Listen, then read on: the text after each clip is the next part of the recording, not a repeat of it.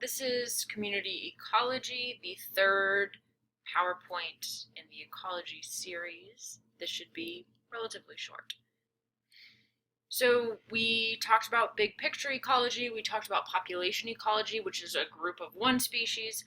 Now we're getting a little bit bigger. We're talking about populations that are linked by interspecific interactions that impact the survival and reproduction of the species involved. So essentially a group of multiple species within a certain area. When we talk about a community, there's a specific structure and there are certain organisms that play a very large role. The community itself is all of the species that live close enough together for a potential interaction. The dominant species, usually the most abundant, also the highest biomass, so physically the largest number, also taking up the most space. They have a lot of control over the occurrence and distribution of other species. Usually these are plants because they impact where all the other organisms wind up. The keystone species, although not necessarily the most abundant, also exert a large amount of control because of their role or their niche or niche. You'll hear it both ways. Essentially, they control something very important. They are kind of, when we talk about the keystone, we have like our archway of a door. The keystone is the stone right in top that keeps the two sides up. Sea otters is a primary example of that. We'll talk more about our keystone species. The idea of richness in community is the number of species and how many of each of those species we have. The more species, the more of them, of each individual species we have, the higher the richness. We also see that species diversity plays a role in what the community structure looks like. How many different species do I have? Things like that. We want to start talking about the idea of biodiversity because we're not looking at one species or one individual anymore. Communities with high diversity are more productive, more stable, they better withstand and recover from environmental stress, they are more resistant to invasive species. The healthier my community is, the more capable it is of withstanding really difficult things and surviving. This not only applies to our environment, but I mean, you can look at it in a very metaphorical sense as well. No matter what we are talking about, if a community is more stable, if they are more diverse and they have more organisms contributing different things, they're going to be very productive and very stable. This applies to ecology. It also applies to human ecology as well. If you ever start researching communities of people on a very scientific level, they found that the higher the diversity and the more that each individual contributes, the more stable and productive that community is going to be. When we talk about diversity, there's two factors, right? The number of different species and then the relative abundance. The issue that we stumble across is sometimes people say, oh, well, I've got one of each of these species, but there's not very many of them.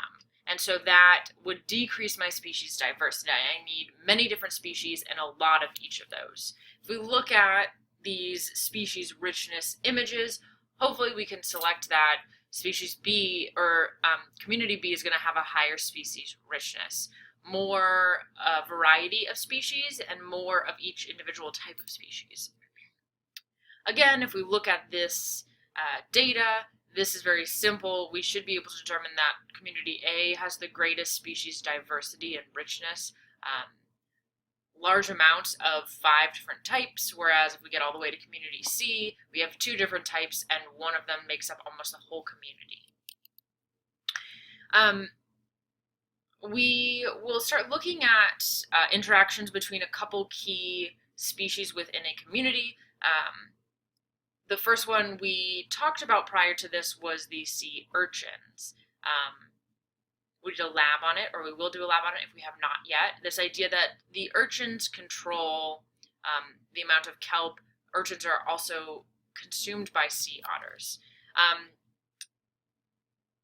Sea otters, not only are they a keystone species, they play a large role in this idea of predator-prey energetics. If we think all the way back to the first slides, we talked a lot about how energy and physics and chemistry play a role in ecology. This is one of those examples. This is a very simple conversion problem, and so we need to be able to separate the two also, right?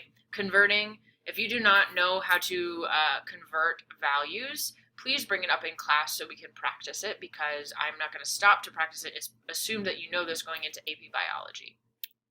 What we need to know is that the daily caloric requirements for the male versus female killer whales, and these conversion factors allow you to basically calculate the amount that males or females need. This also talks about how orcas didn't always eat otters, and so that would, like, if you look back at those slides, that's just conversion factors. In the AP test, you'll find that a lot of the time there are problems that you might not understand, but what they're asking you to do is not understand what's going on, right? If we look back, who cares if male or female orcas consume more or less calories? That does not matter. Being able to convert something, that's what matters, and we'll talk about this more, but there are grid-in math questions on the AP Bio test. Now we segue into the content piece, which is that the sea otter was not always the orca's food choice. What we see, and this has to do with community ecology, fish populations have been decreasing. You know that there's been overfishing, there's shortage of seals and sea lions, resulted in killer whales preying on the smaller sea otters. We know that the seals and the sea lions eat the fish. If there are less of this fish, less seals and sea lions, the orcas have to find something else to prey upon. This is a huge issue because sea otters are important. They are a keystone species. Not only are they important, they are the keystone species. The loss of sea otters affects the community at large. And this is why we care. There's so many trickle-down effects of some sort of keystone species being impacted. It has a strong effect on the composition of the community. Specifically, the removal causes a decrease in species richness, so the number of species and how many we have. Sea urchins eat, sea otters eat sea urchins. Sea urchins are fierce competitors. They consume a lot of kelp. If sea urchins just existed on their own, there would be no kelp left. Think for a minute. Kelp is technically a plant. It is photosynthetic. What does it produce for the oceans and all of the organisms? If we look at this image, what we see is that when there is a presence of a lot of urchins, the kelp density is going to decrease. And this, I would pause here and kind of interpret this a little bit. Basically what it's showing is that when otters are not absent, right, so the black triangles and the black circles, we see that there's a ton of sea urchins and not enough kelp. We see once the otters are present, otters keep the sea urchin levels down, therefore allowing the kelp to stay replenished all the time. The huge issue here is that we lose a ton of oxygen production, right? Photosynthesis makes oxygen for all of my other organisms if I lose all those plants. And that's what's happening with the orcas changing what they feed upon. When we look at communities, there's two theories, right? Similar to when we talked about population ecology, this is still science. People have theories about why things happen. This has two different hypotheses of why communities are structured the way that they do. One is the individualistic hypothesis, which says that a chance group of species is linked and distributed according to its tolerance to certain ranges for abiotic factors. Basically, it's saying that I have an environment, and randomly, if a couple organisms fit into that environment and can survive, they'll end up together. It really has nothing to do with whether or not I prey upon this organism or I want to be close to this organism. I end up there because of temperature. The interactive hypothesis, which seems to be more evidence to support this hypothesis, states that communities are this integrated unit and the species are closely related and they associate with each other, and not only do they end up in a certain area because of temperature and water, but they also end up in a certain area because of the other species. As an organism, I have a preferable diet. I'm going to end up interacting with that diet, whether I'm a carnivore or an herbivore. I will consume those things. Therefore, we end up in the same community. And it's this interactive hypothesis that is most likely true. Um, Community composition seems to change continuously, with each species being independently distributed. This is what they originally thought when they were looking at the individualistic hypothesis. But we know that there are very many factors that impact a community, and we see that the impacts are kind of have this ripple effect. And so it's predicted that all of these things kind of ripple out from each other, right? There are all these interactions. And it's more of an interactive system than everything working independently.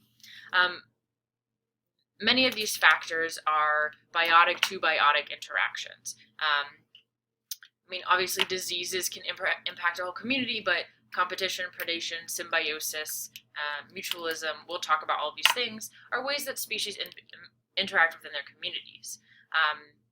This also brings up things about predation and hiding from that predation. We see defense mechanisms come up when we have predation.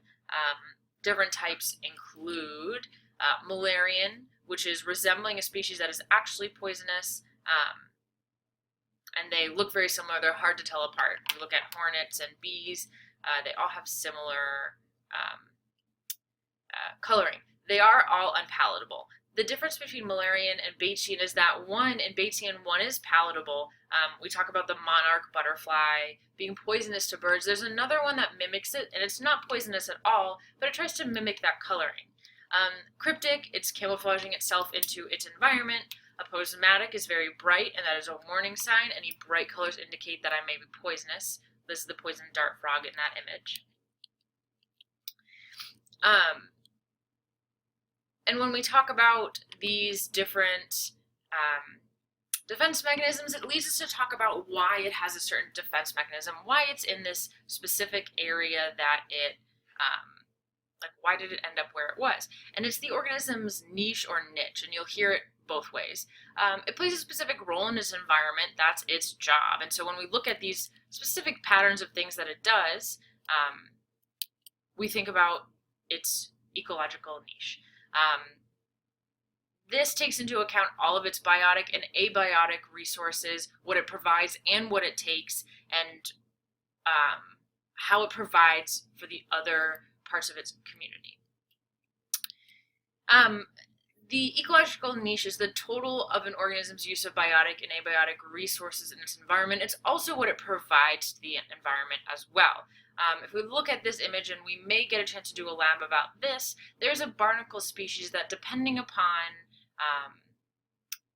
where it's located, it will use different resources.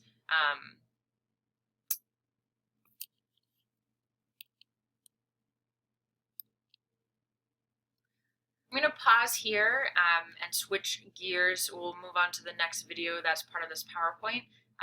We're going to talk about, we talked about defense mechanisms and competition. We're going to go more into that.